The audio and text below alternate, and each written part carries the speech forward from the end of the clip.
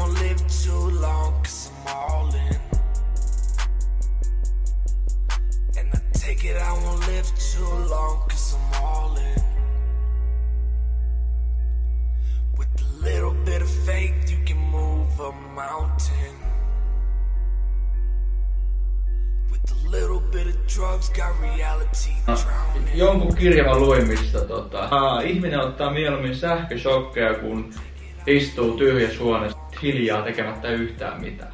Nykyään mä aamulla herää, mä istun tähän, vedän sen Borgan naamariin ja istun aina hetken aikaa tekemät yhtään mitään, niin aivot herää. Et jos sä otat saman tien sieltä, katot Snapchatista, että onks ne kimmat vastannut ja sit siellä onkin vaan läpinäkyvää palkkia näkyy ja ne onkin ei olekaan vastannut sulle, niin ai että miten huonosti se päivä lähtee käyntiin. Niin ensimmäinen tunti aamulla ilman luuria, niin on hemmetin huono lähteä käynnistelemään hyvää päivää sen jälkeen. Niin tää vlogi alkaa tästä, niin mä lähden nyt tästä tonne porukoille vähän saunoon.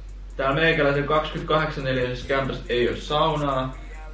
Ja noi meidän naapurin mummot on vetänyt kaikki noi saunavuorot, niin koska näin se ajat muuttuu, että silloin kun oltiin 15-vuotiaat ja toivottiin, että porukat lähti ulkomaille, niin pääs pitää vähän kätyä.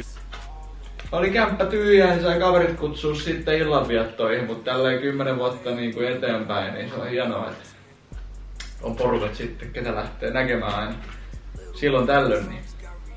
Okei, outfit. One by one. Lähetään Capista. Okei. Mä tein tossa muuten kesälläkin rennon dietin, eli missä mä en laskenut mitään kaloreita, en punninnut mitään. Mä halusin vaan testaa, miten pelkällä sillä, että kiinnittää maanantais perjantaihin tiukasti ruokavalioon, siihen mitä laittaa suuhun. Niin mä viikonloppuisin kävin juomassa vähän tötteröä, kävin bursalla friendien kanssa ja silti mä omasta mielestä pääsin suht tämmöiseen hyvään, kivaan kesäkuntoon, vaikka luonnehan on tärkeä. Ja ensimmäinen juttu, mitä mä tein, mä varmistin sen, että mulla oli se 2 kertaa tai 1,7-2 kertaa oman painon verran proteiinia päivässä, eli semmonen 160-170 grammaa ainakin. Toinen asia, mitä mä tein, mä söin hyviä rasvoja, eli mulla oli avokadoa, mulla oli kananmuni, kokonaisia kananmunia, mulla oli maapähkinävoita. Et se on niinku yleensä ollut se virhe, mitä tekee, niin kaikki rasvat pois. Eli kuitenkin mä halusin semmosen niinku nautinnollisen siitä matkasta, enkä mitään kitudiettejä. Niin se oli mulle avain, eli mä pidin kaikki noin hyvät rasvat mukana. 3. mitä mä tein, 10 000 askelta päivässä, eli ihan tutkittu tieto, eli reipas kävely on yksi hyvä tapa polttaa rasvaa. Eli sen ei tarvi olla mikään 15 minuutin nopea heat-treenimistä. Sitten niinku rasvan polton kannalta, niin se ei ehkä paras oo, mutta mä suosittelen aina, että mitä toiminnallisempi ja monipuolisempi kroppa, niin sitä parempi. Eli peruspunttipekka, niin kuin meikäläinen ollut pitkään, niin mäkin tarvisin enemmän semmoista monipuolisuutta, ehkä lisätä vähän kestävyyttä mukaan ja toki liikkuvuus, mutta kaikissa moninivelliikkeissä kyykky, maastaveto, kyykyssä varsinkin, niin se liikkuvuuskin kehittyy, kun vedetään full range of motion, eli sinne pohjaan asti ja sitten 4. vähän kalorit tippuu, niin yleensä sitä aletaan vähän siellä salillakin pumppailee, eli painot kevenee ja toistot nousee, vaan enemmänkin mulla oli se, että piti limput aika isoina, yritti pitää tekniikan mahdollisimman hyvänä ja pitää ne samat kuormat kuin mitä nyt aina pitänyt. Niin. Ja mulla jopa vähän kasvoi, eli mä otan käsipainopenkkiin niin 40 kiloa tällä hetkellä ja miten mä nyt tässä lähden leijuun? Mut joo, mä niinku esimerkki, että mulla oli joku 3-2,5 silloin kun mä olin bulkilla tai söin kuin elukka, niin nyt sit silleen 8 kiloa kevyempänä, niin 5 kiloa enemmän limppuu kässäreissä, niin en tiedä. Mä oon varmaan reenannut joku pikku talitiainen siellä, mutta joo, kyllä se meikäläinenkin nyt viimeiset pari kuukautta, kun mä oon oikeesti alkanut tekemään noin moninivelliikkeet isoilla kuormilla, dippejä lisäpainoilla, leuanvetoja lisäpainoilla, niin tuntuu, että niinku vähän tullut gainsseja. Tässä pari vuotta itselläkin on ollut sillä. Ei oikein ei ole gainsseja, nyt on voimaa tullut ainakin ja tuntuu hitsi hyvältä treenata. Niin. Mä syön paljon hedelmiä, eli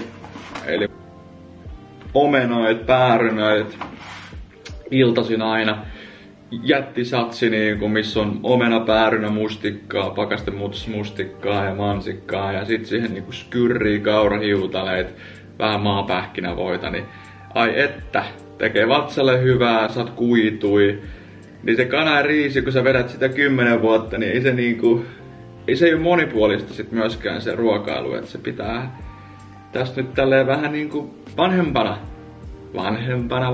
27 ja no en mä tiedä, aika miehen alku jo, mutta sit tuntuu, että on panostanut siihen, että oikeesti saa niitä kuittuja paljon, alkaa syömään hedelmiä ja niin, näillä eväillä tosiaan mä söin sen verran hiilihydraatteja, että tuntui hyvältä ja lähti nälkä ja sitten lepopäivinä ehkä ei niin lähty sinne pizzalle ja vedetty nyt överipuffia vaan, että silleen kun meni vähän niinku kulutuksen mukaan, mutta toki aika hyvin, että sitten jos on ihan aloittelija eikä tiedä mitä proteiini tarkoittaa, niin sit ei tää ole helppoa, mutta jos tää on niinku enemmänkin sit semmosille, ketä on käynyt 3-4 vuotta salilla ja tietää, että niinku miten se homma toimii ja ravinto ja mistä saa mitäkin, niin tärkeää on, ettei katsota puntaria, vaan katsotaan miten se mieli ja keho voi, eli se on se niinku key, se on se avain sitten kaikkeen, eli jos on väsynyt, jos on koko ajan kipeä, se voi johtua siitä, ettei safkaa tarpeeksi tai oikein tai joku vitamiinipuutos. Ja jos taas röpöttää koko ajan, niin sitten ehkä sitä makaronia ja kanaa vedetään vähän liikaa, ettei oikein kroppa ota sitä vastaan. Et sitä on hyvä kuunnella. Toki te tiedätte tämän pyhän kolminaisuuden, en mä nyt lähde tästä jauhaan, mutta nykyään on, kun jengi grindaa ihan hulluna, niin sit vähän unohtuu se lepo ja ravinto ja liikunta, niin mullakin on paljon asiakkaita, ketä jumakaata vetää 70 tuntia viikossa duunia. Rahaa on kuin roskaa, mutta sitten on vähän jäänyt sitten se niin liikunta ja ravinto ja uni sit vähän vähemmälle, että sit mullekin tulee semmosia, että ketä on niinku joskus treenannut ja nyt sitten on jäänyt, kun on grinding mode päällä, mikä on hemmetin hyvä, koska löytää sen oma intohimon, niin mikä siinä on sitten tehdä töitä, mut joo, ei mitään, hei tää oli tällainen setti ja jatketaan.